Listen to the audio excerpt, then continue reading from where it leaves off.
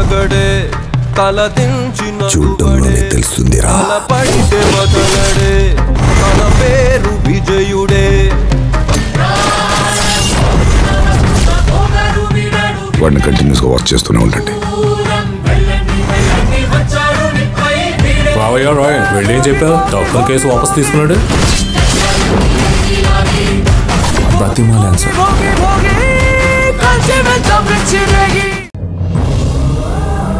గంగకి accident అయింది బిడ్డ.